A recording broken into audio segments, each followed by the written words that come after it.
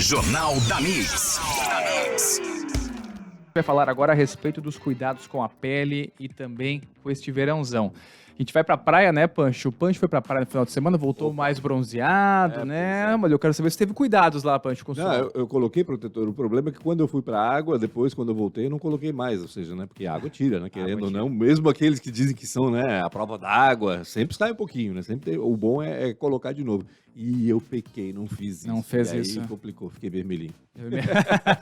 E é bom, às vezes é bom pegar uma corzinha também, assim, né? Às vezes, né? Às vezes, sempre não, né? Às Sempre vezes, às vezes. E para falar sobre pele, cuidados com a nossa pele, né, nesse sol, no calor, a gente conversa agora ao vivo com a doutora Mariana do Amaral, dermatologista, atua aqui em Blumenau. Doutora, seja bem-vinda, bom dia para você. Bom dia a todos, tudo bem?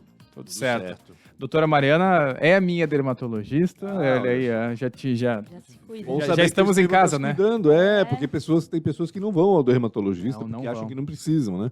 Mas, né, a gente vai ver nessa entrevista que qualquer sinalzinho aí é importante visitar o médico. Eu comecei do dermatologista bem tarde, ali pelos 18, 20 anos, quando a gente é mais jovenzinho, tem aquelas coisas da espinha e tal, vai investigar, assim, mas é algo que a gente tem que ir intensamente. Doutora, o Pancho falou agora dessa questão do protetor solar e é uma dúvida frequente até que a gente tem, né? Quando é que a gente tem que passar de novo? Vou pra água, é um problema ou não? Tem que esperar? Eu lembro que a mãe falava, tem que esperar um pouquinho para secar, não dá para ir na piscina direto. Tem que fazer isso mesmo? Isso mesmo. Estevão, o ideal é a gente aplicar sempre protetor solar com fator acima de 30, né? Então muitas pessoas pecam nisso, usam fator 15, fator 8. 8, né? Oito, Pra que meu existe? Sim, é um gasto desnecessário porque não protege, né? O recomendado são fatores acima de 30, né? Quando a pessoa tem a pele mais clara, orientamos até um fator 50, 70, né? Que faz uma proteção maior. O que é o ideal? É a gente aplicar uns 15, 30 minutos antes de se expor ao sol e reaplicar. O ideal é reaplicar de 2 em 2 horas. Então, fui pra praia, reaplico de 2 em 2 horas. Entrei no mar, suei, fiz alguma atividade física, reaplica logo em seguida, né? Então, geralmente as pessoas chegam na praia, aplicam, esquecem, né? Tô protegido. Tipo eu. Chega no final do dia, Já tá mais já com a situação queimaduras já se agravou. solares, bronzear. O ideal, as pessoas têm a cultura de se bronzear, mas o correto é não se bronzear, tá?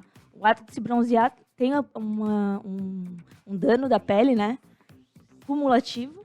Então, assim, a gente vai pagar a conta quando a gente for mais velho, né? Uhum. Então, aquele sol que a gente pegou até os 20, 30 anos, se bronzeou no verão, aumenta o risco de câncer de pele no futuro, né? É isso que As eu queimaduras solares na infância aumentam o risco de câncer de pele na vida adulta. É isso que eu estava lendo esses dias e não sabia, né? Quanto mais sol a gente pegar na infância e na adolescência, maior o risco de câncer de pele também na fase adulta, né? E aí eu me preocupo, né? Porque eu nadei muito, né? Fiz natação na minha infância e adolescência, então passava o dia na piscina, ou seja, passava o dia exposto ao sol. E em nenhum momento eu lembro de colocar protetor solar para fazer o meu treinamento de natação, né? Era assim na praia, era assim quando a gente ia por lazer, vamos dizer assim, na piscina, mas para treinar não, e também precisa, né? Ou seja, atletas que usam, que estão sob o sol também tem que tomar esse cuidado, né, doutora? Com certeza.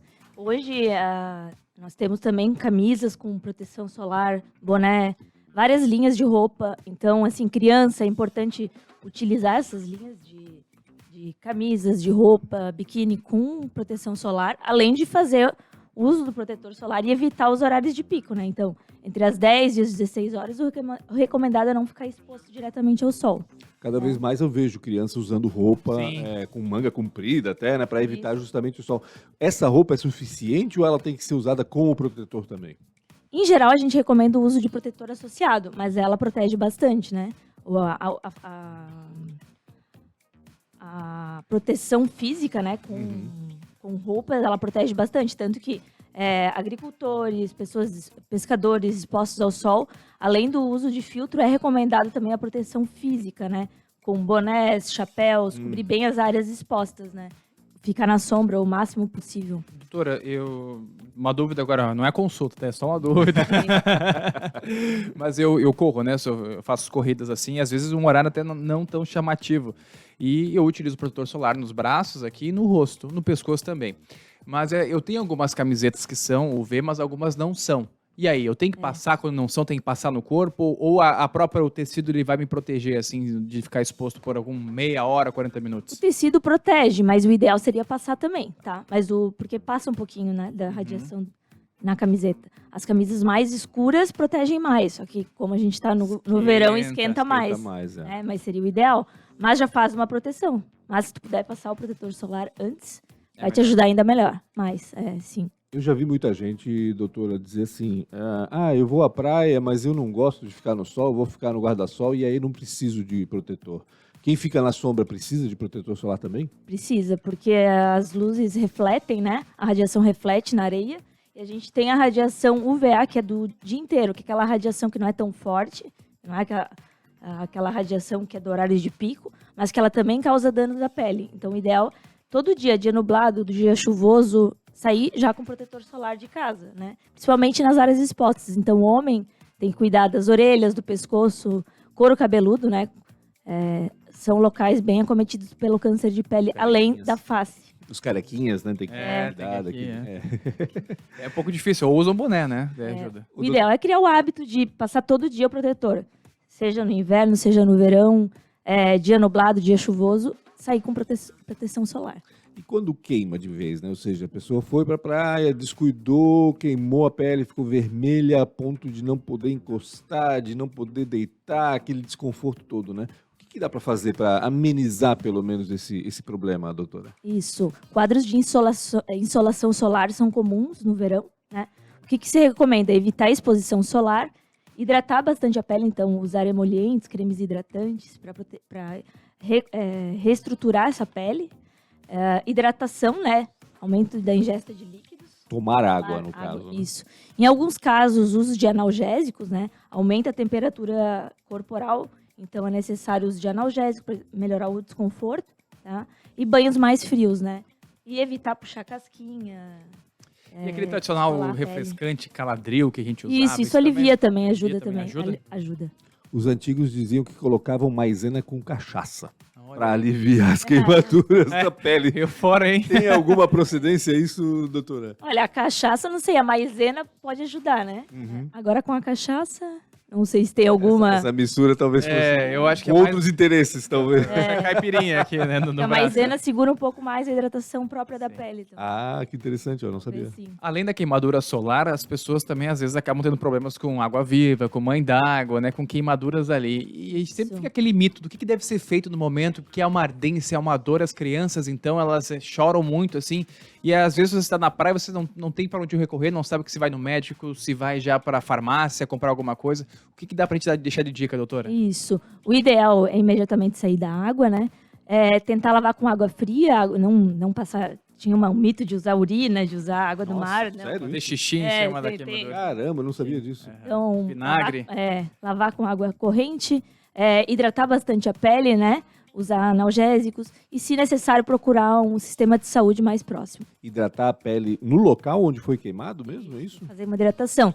O ideal é sempre a avaliação de um médico, né? Claro, então, claro, se o ideal. possível, porque às vezes faz uma queimadura maior, daí precisa de algum cuidado específico, né? Mas, em geral, se for uma queimadura mais leve, não tão profunda, hidratação da pele. Mas para passar, porque quando ocorre... Eu nunca fui queimado, morro de medo disso, mas eu vejo as pessoas, às vezes, elas ficam... queimou e elas ficam já aterrorizadas, assim. O que de momento, assim, que pode talvez aliviar um pouco aquilo? Existe alguma coisa? Água corrente. Água corrente, Água só corrente. isso. O ideal, sim. Água corrente. Pois é, uma pessoa passa pasta de dente, às vezes, faz alguma Às vezes a pessoa coloca exatamente, muita é coisa verdade. que começa a irritar mais a pele. Então, assim, o menos é mais. menos É. é mais. Ô, Melhor doutora, procurar uma rede de saúde mais próxima, ser avaliado. Geralmente os casos são leves, né? E tudo se resolve. no início do jornal, o Estevão deu aqui uma notinha, né, falando do aumento de incidência de câncer de pele, né, que a Sociedade Brasileira de Dermatologia, se eu não me engano, o INCA, na realidade, né, INCA. era o INCA, o Instituto Nacional do Câncer, né, prevê aí 14.500 novos casos de câncer de pele aqui no estado no ano, Sim. né, só no estado 14.500, uma loucura, né, se for pensar, né. Que sinais que a pessoa tem que ter cuidado para perceber com antecedência esse câncer de pele e poder tratar adequadamente para não ter outros impactos piores aí no corpo, né? Quais são os sinais que a gente tem que estar atento? Então, câncer de pele é o câncer mais comum, né? Uhum. Os mais comuns são os carcinomas basocelulares. São lesões que parecem uma espinha ou uma ferida que não cicatriza. Então, passa 1 mês, 2 meses, 3 meses. Aquela ferida que tu tens não cicatriza, é hora de procurar um médico, né? Geralmente são lesões avermelhadas, às vezes coçam, às vezes sangram. Então, uma lesão persistente, né? Às vezes parece uma verruga, né? Então, tudo de novo que não melhora, que não cicatriza, o ideal é procurar um dermatologista. Existem daí os cânceres de pele melanoma, que são mais agressivos. Daí são aquelas pintas pretas que crescem e ficam de formatos assimétricos, que têm 2 cores, que são mais feias visivelmente, né? Essas são mais preocupantes. E daí, o correto é sempre acompanhar o dermatologista. Em geral, se recomenda uma avaliação anual, né, para quem não tem um risco maior.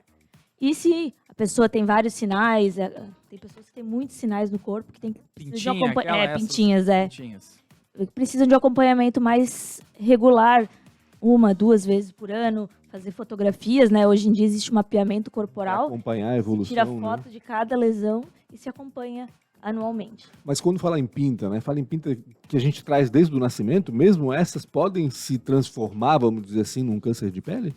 Podem se transformar, não é o mais comum, né? É. A maioria das lesões cancerígenas são lesões novas. Entendi. Mas uma porcentagem, cerca de 20%, 30%, pode ser uma modificação de um sinal antigo, né? Então, tu tens aquela pinta que está sempre igual, nunca modificou, é mais tranquila.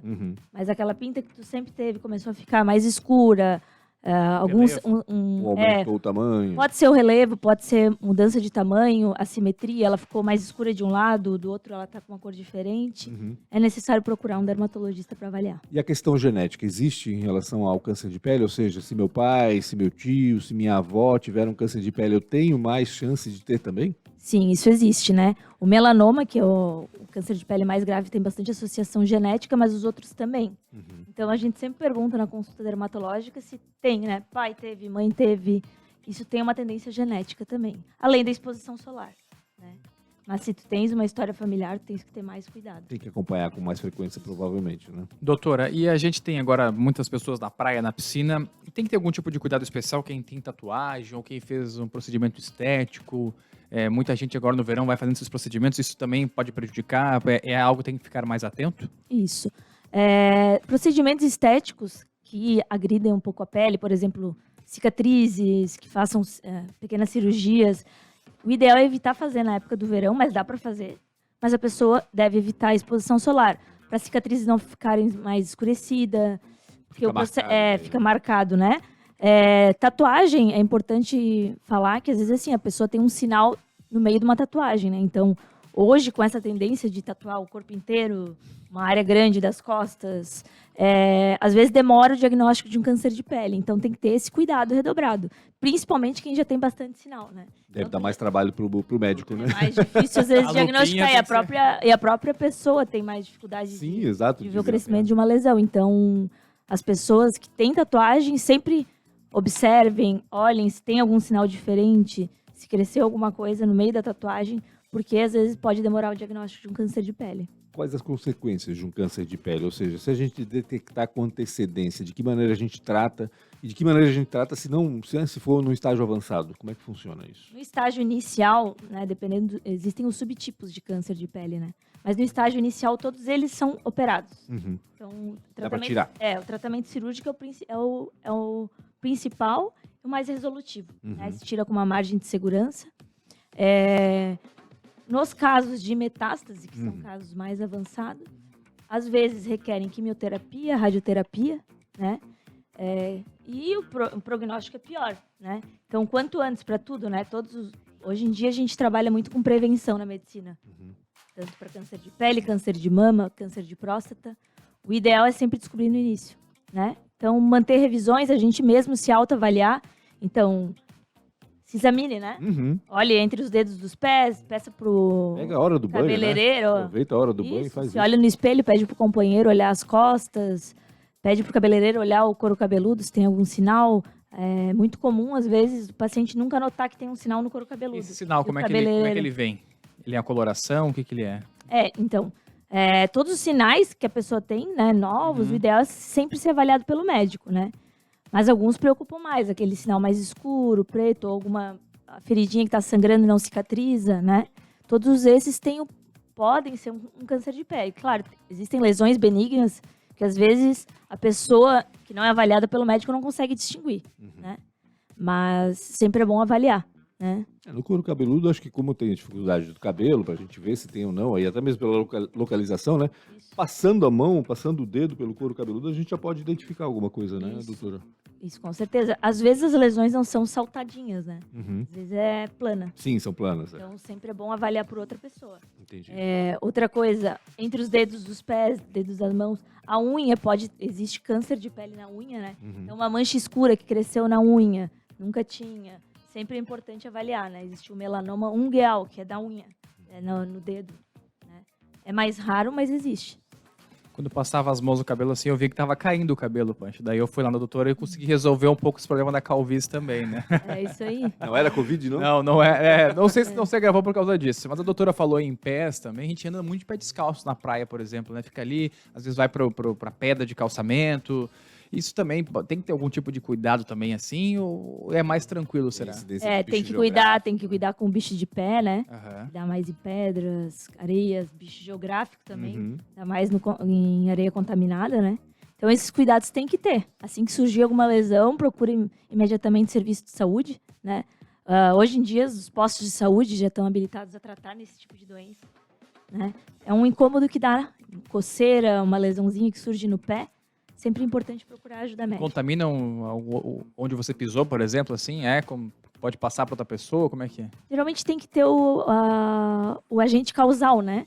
Então, às vezes, assim, uma areia que está contaminada, outra pessoa pode ter contaminação, né? Micose também dá muito isso, né? Micose também aumenta, né? Até pelo aumento da temperatura local, né? Ambientes contaminados, então é sempre importante secar bem o pé, sempre tratar aquela micose, né?